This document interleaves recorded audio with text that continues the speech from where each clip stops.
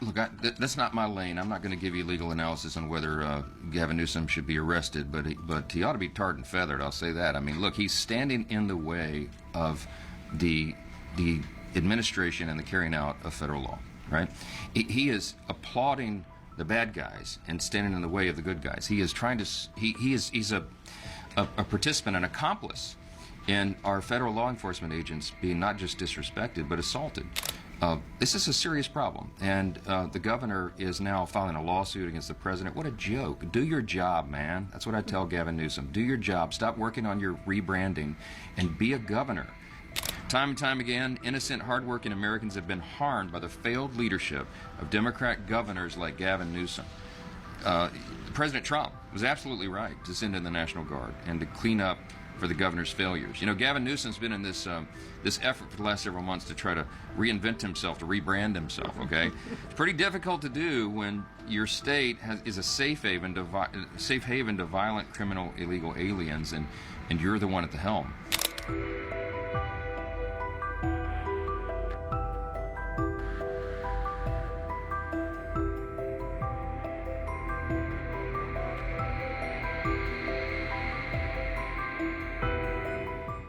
Thank you, Leader Scalise, and this great team. Thanks to Gabe Evans for his leadership and helping out this week and taking care of business in Colorado. It's really an interesting time in America and in American politics. Republicans are governing well, and we are delivering on our promises, and we are bringing solutions, and we're working around the clock every day to make sure that that is delivered for the people as we promised them last year on the campaign trail. Meanwhile, Democrats are engaging in the applause of destruction of cities and all sorts of chaos. The contrast is so clear, and everybody can see it.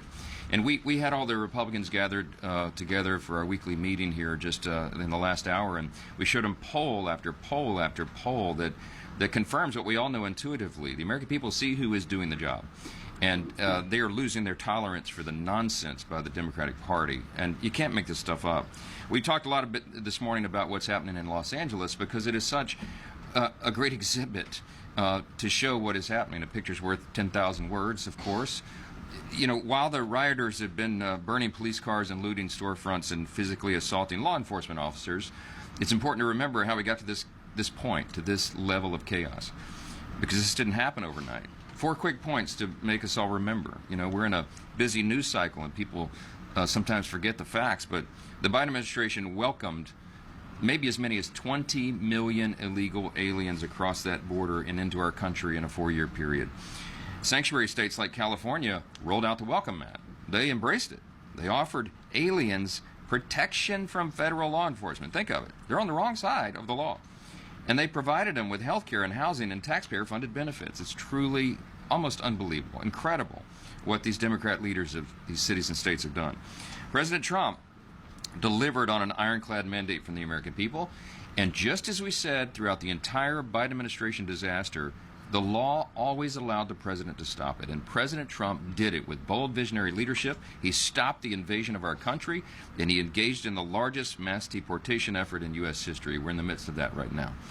Rioters, acting on the words of politicians like AOC and Hakeem Jeffries, are trying to stop this effort by burning storefronts and endangering the lives of patriotic law enforcement officers.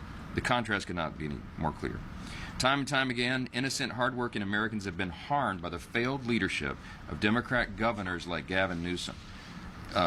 President Trump was absolutely right to send in the National Guard and to clean up for the governor's failures. You know, Gavin Newsom's been in this effort for the last several months to try to reinvent himself, to rebrand himself, okay? It's pretty difficult to do when your state is a safe haven to violent, criminal, illegal aliens, and you're the one at the helm. You can't hide this stuff. The President of the United States has a responsibility to maintain law and order, particularly when the lives and livelihoods of federal law enforcement officers are threatened. What we're doing there with the federal forces is we are protecting federal buildings and property and personnel, and the President is showing strong leadership in doing so. Because, you know, it's those men and women, the federal law enforcement officers, who deserve our support right now. And the One Big Beautiful Bill, by the way, as Leader Scalise noted, delivers much-needed reinforcements.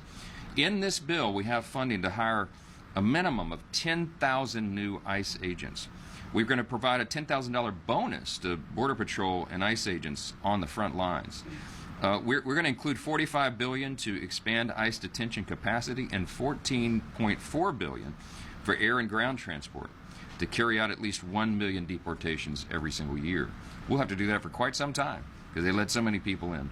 We're starting with the dangerous illegal aliens, and that is exactly who the rioters and the politicians in California are trying to protect, and it's incredible. While Republicans are supporting the men and women of ICE through the One Big Beautiful Bill, Democrats are fighting for those illegal aliens and against law enforcement agents. They're defending the violent anti-ICE protesters in L.A. They visited a violent MS-13 gang member and human trafficker in El Salvador. They charged an ICE facility and clashed with ICE officers. That was members of the House of Representatives doing that. They're advocating for people to dox ICE agents and making them targets for threats from radicals. And they're calling for the elimination of ICE. Don't forget what ICE stands for. People get caught up in the acronyms or lost in the acronyms. The U.S. Immigration and Customs Enforcement Agency, okay? It is to enforce federal law. It is to enforce a secure border. And the Democrats want to defund that. Just let that settle on you a bit. They're even trying to hide it, and they're not even trying to hide it, okay? They're openly advocating for illegals instead of American citizens. I don't know. We could talk about this all morning, and we have. Let me move on. With regard to the business in the House this week, the House will vote to approve the White House's request to claw back $9.4 billion in wasteful spending. $8.3 billion of that is wasteful foreign aid with all the atrocities that DOJ uncovered in USAID, and $1.1 billion for the Corporation for Public Broadcasting. That's PBS, NPR. These are common sense cuts, and I think every member of this body should support it. It's a critical step in restoring fiscal sanity and beginning to turn the tides of removing fraud, waste, and abuse from our government. Have you checked the public opinion polls? That's what the American people want, and they demand and deserve, and we're going to do it. I read some of the greatest hits last week out of this, but I just want to list a few more examples, okay? Last week he gave you some of the real high-level, high-number amounts, but these are lower dollars, but they matter. Listen to this. $33,000 we're going to cut. That was being used for, quote, being LGBT in the Caribbean. No kidding. American taxpayers are funding that. $8,000 for promoting vegan food in Zambia. $67,000 for feeding insect powder to kids in Madagascar.